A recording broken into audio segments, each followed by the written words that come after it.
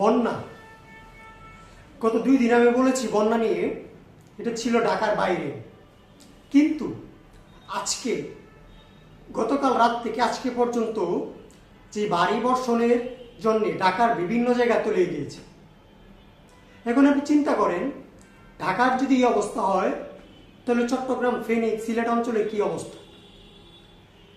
ঢাকায় বিভিন্ন অঞ্চলে, বিভিন্ন এলাকার মধ্যে প্রাইভেট কার চলাফেরা করতে পারছেন না, বাইকে যাওয়া যাচ্ছে না, এই পর্যন্ত পানি হয়েছে। বিশেষ করে নিকুঞ্জ, গুলশান, বনানী, ধানমন্ডি, মোহাম্মদপুর এই এলাকাগুলোতে বাসার ভিতরে পর্যন্ত পানি চলে গেছে।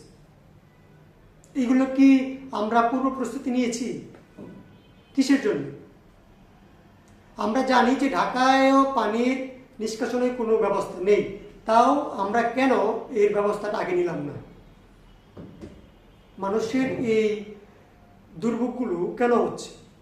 এগুলো কে দেখবে? সিটি কর্পোরেশন, প্রশাসন, কারো কোনো পদক্ষেপ আমরা দেখতে পাচ্ছি না। ঢাকায় বেরোয়ার মতো অবস্থা নাই। আমরা যে বেরোবো, বেরোয়ার অবস্থা নেই। যদি ঢাকার শহর এরকম পরিস্থিতি হয়, তাহলে ঢাকার বাইরে বিভাগীয় শহরগুলোতে, যেগুলোতে বন্যা কবলিত, তাদের কি অবস্থা হচ্ছে আপনারা অনুমান করতে পারেন? বোধগম্য আপনাদের? আমি দ্রুত প্রশাসনের দৃষ্টি আকর্ষণ করব যে এই ঢাকার যে পানি সংকট, পানি নিষ্কাশনের যে ব্যবস্থাটা নেই, এই নিষ্কাশনের ব্যবস্থাটা আপনি দ্রুত নেন, না হয় ঢাকার জনজীবন দুর্বিষহ হয়ে পড়বে।